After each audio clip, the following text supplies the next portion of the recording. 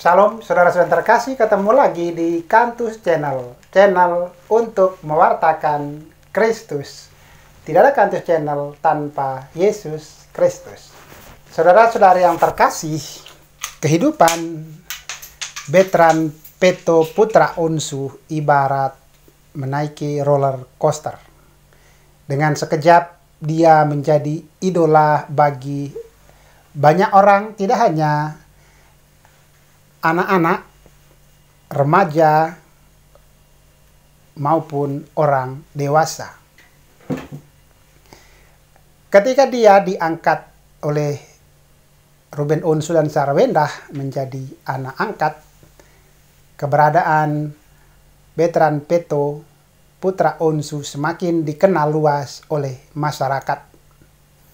Dia wirawiri di berbagai stasiun televisi, juga di kanal YouTube milik ayahnya Ruben Onsu dan Sarwenda.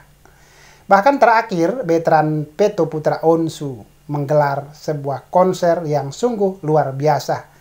Dalam waktu yang sangat singkat, dia mampu menampilkan sebuah konser tunggal yang luar biasa. Sangat jarang seorang penyanyi dalam usia remaja seperti Bertrand Peto Putra Onsu bisa menggelar sebuah konser dengan panggung yang sangat megah dan mewah.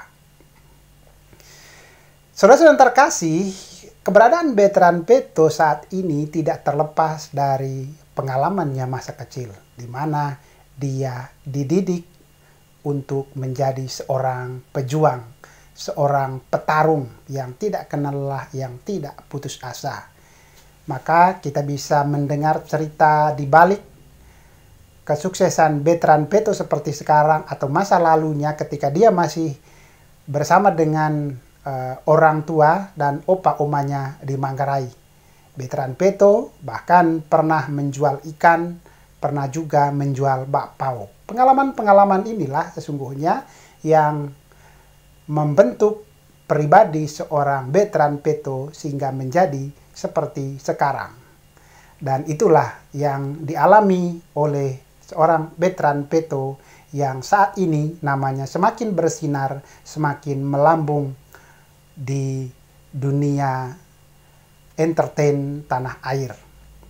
Saudara-saudara terkasih, pengalaman Bertrand Peto yang dengan sekejap bisa menjadi seorang idola yang sangat dikagumi dan ditunggu oleh banyak orang juga ada di dalam kitab suci. Kita mengenal seorang rasul yang sungguh luar biasa, yakni Simon Petrus. Simon Petrus sesungguhnya dia hanyalah seorang nelayan. Dia bukan siapa-siapa, dia tidak terkenal. Nelayan di Israel saat itu dianggap kelas bawah. Mereka bukan siapa-siapa di mata masyarakat.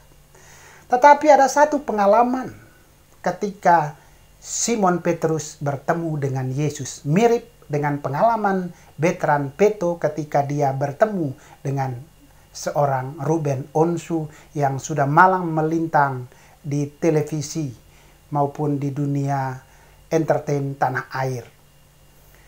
Perjumpaan Simon Petrus dengan Yesus mengubah Simon Petrus yang sebelumnya hanya seorang nelayan, bukan siapa-siapa.